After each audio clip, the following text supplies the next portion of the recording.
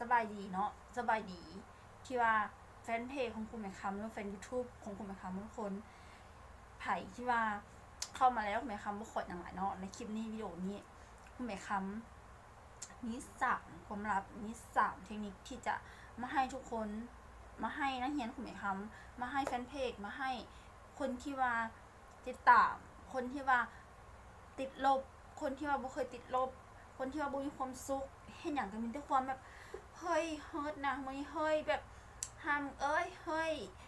มันเป็นอย่างคือชีวิตเราคือบุญมีความโชคดีแท้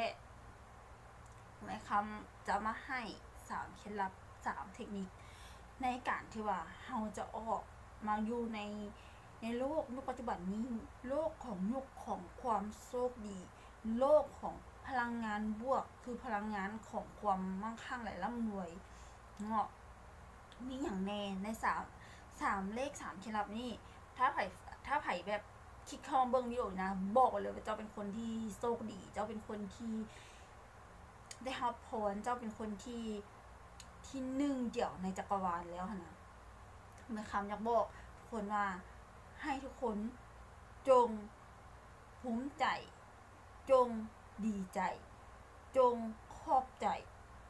และจงให้คุณค่าตัวเองอยู่เสมออย่าหยุดอย่าผ่อนอย่าย่อนคือข้อสุดท้ายคือข้อที่ว่า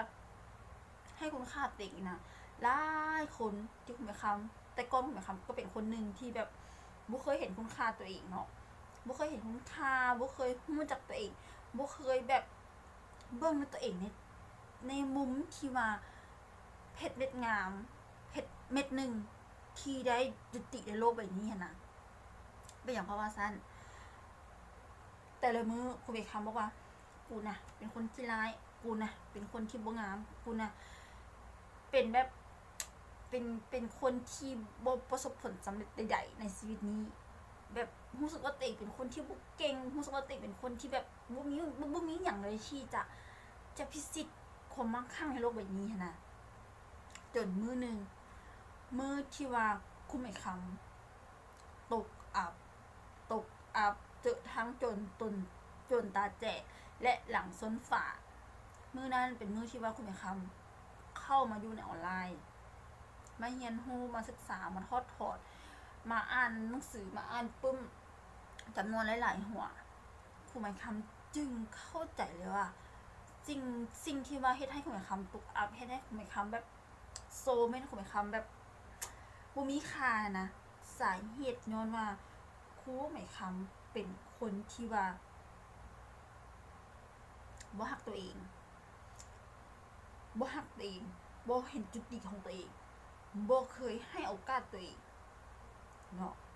บ่เคยให้โอกาสตัวเองบ่เคยแบบย้องตัวเองเขาจะย้องว่างามบ่งามดอกจะย้องว่าเก่งโอ้ยสิเก่งหยังเขาจะย้องมีไผย้องอย่างมาบ่เคยตอบรับเขาให้มาบ่เคยตอบรับเนาะครูใหม่คำเลยเข้าใจท้องแท้เลยว่าโอ้โหสิ่งที่ผ่านมาเป็นสิ่งแบบความคิดเนาะเขาบังคับความคิดให้เกิดเป็นการกระทำแล้วการกระทำมันจะบ่งบอกแบบชีวิตที่แท้จริงของเราเนาะเมื่อเราคิดว่าเราบ่ดีบ่ได้บ่เก่งเราบ่มีคุณค่านู่นนี่นั่นมันจะออกมาให้เราแบบเจอชีวิตที่แบบตามที่เรานะคิดที่เราบอกเนาะและตอนนี้คุณแม่คำเป็นคนหนึ่งที่คิดแบบคุณแม่คำเป็นคนหนึ่งที่โชคดีขอบใจความโชคดีที่คุณแม่คำมีหนี้ต่ออายุซัมนี่สร้างหนี้หลักกว่า100 ล้านต่ออายุซัมนี่ขอบใจทุกสิ่งทุกอย่างทุกสภาพเวลาแล้วขอบใจตัวเองที่นำพาตัวเองเข้าไปอยู่ในโลกของยุคใหม่ยุคปัจจุบันนี้เนาะคุณไปคำขอบใจแล้วขอบใจความโชคดี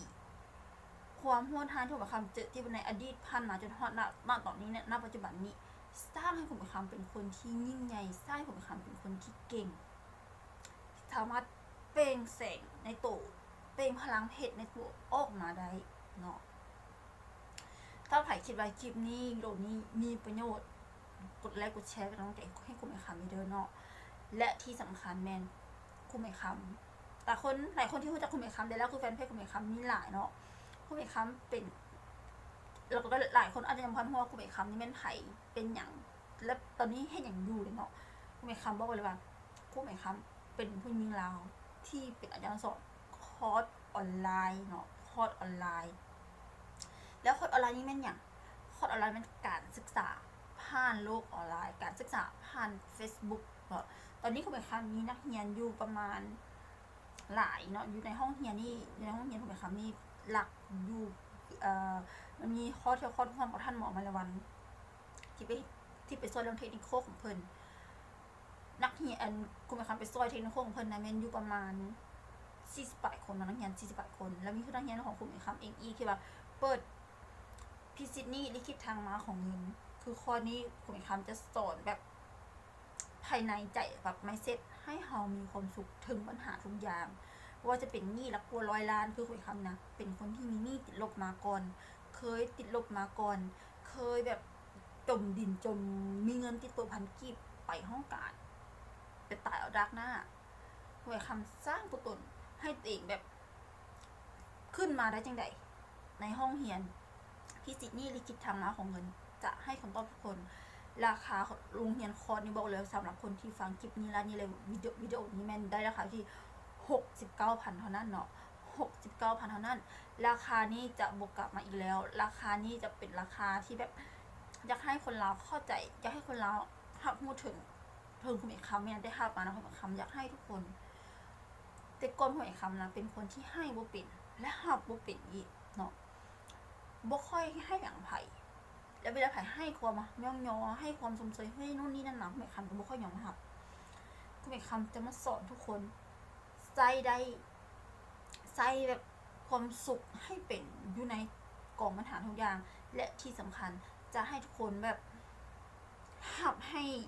อย่างเขาว่าหับให้ได้ไปให้เป็นเนาะหับให้ได้ไปให้เป็นแล้วก็หูจักหับหูจักให้เป็นผู้หับให้ดีและเป็นผู้ให้ที่ดีคอร์สนี้พิซิดนี่ลิขิตทางของเงินจะมีสอนจะสอนรายละเอียดทุกยิบที่ว่าคุณมีคำใส่ซีผ่านมาเพียงเวลา3 อาทิตย์คุณมีคำมีเคล็ดลับมีวิธีการที่ว่าปรับตัวเองให้ยอมรับความจริงในสิ่งที่ตัวเองเฮ็ดมาและที่ว่าใช้ชีวิตติดลบที่ผ่านมาแล้วเป็นคนที่ฟื้นฟูตัวเองในมาสร้างเนื้อสร้างตัวในตอนนี้นี่เนาะถ้าใครพร้อมแล้วจะไปลงคอร์สพิซิดนี่ลิขิตทางมาของเงินกับคุณเอกคำแมนลงทะเบียนได้เลยเนาะคอมเมนต์อินบ็อกซ์หาคุณเอกคำได้ตลอดเวลาถ้าบุคคลที่ลงทะเบียนสามารถเมสเซจเจอร์อินบ็อกซ์ปรึกษาก่อนได้เนาะปรึกษาก่อนได้ถามข้อมูลนู่นนี่นั่นได้คุณเอกคำเป็นย่อมทำมาเป็นคนที่ปรึกษาที่ดีคนมือคุณเอกคำมีนักเรียน private coaching นะ4,900,000มีนักเรียนแบบมาเจอโตนำบักหลายๆเนาะก็แล้วแต่ตามมูลค่าคือ4,900,000ตรงไหนคำให้มาตับมาไต่แต่มันจะมี500,000 200,000มีเฉพาะแอดโฆษณาเท่านั้นก็มีปักหลวงปักหลายเนาะถามตัวเองว่าจะได้อย่างถามตัวเองว่าโชคดีละที่ได้เห็นคลิปนี้วิดีโอนี้คุณไม่คำเป็นผู้หญิงที่แบบแรกเป็นผู้หญิงคนเราคนหนึ่งที่ให้คุณค่าคนเราและหักคนเราน้ำกันและจริงใจคนเราน้ำกันเกินร้อยเนาะพายลูกกับคุณไอ้คำบอกเลยเจ้าจะเกินร้อยเจ้าจะได้เกินร้อยคุณไอ้คำให้เกินร้อยและที่สำคัญเราจะมาเข้าใจดูในโลกออนไลน์โลกในปัจจุบันนี้1,000,000%แม่คำการันตีถ้าไผ่เข้าคอร์ส69,000คุณคำนะเจ้าบ่พอใจเจ้าแบบรู้สึกว่ามันบุคุ้มค่าเงินคุณคำยินดีคืนเงินเต็มมูลค่าให้ทุกคนเลยเนาะแล้วเราไปเจอกันในห้องเรียนพิซิดนี่ลิขิตทางมาของคุณคำเด้อ Bye.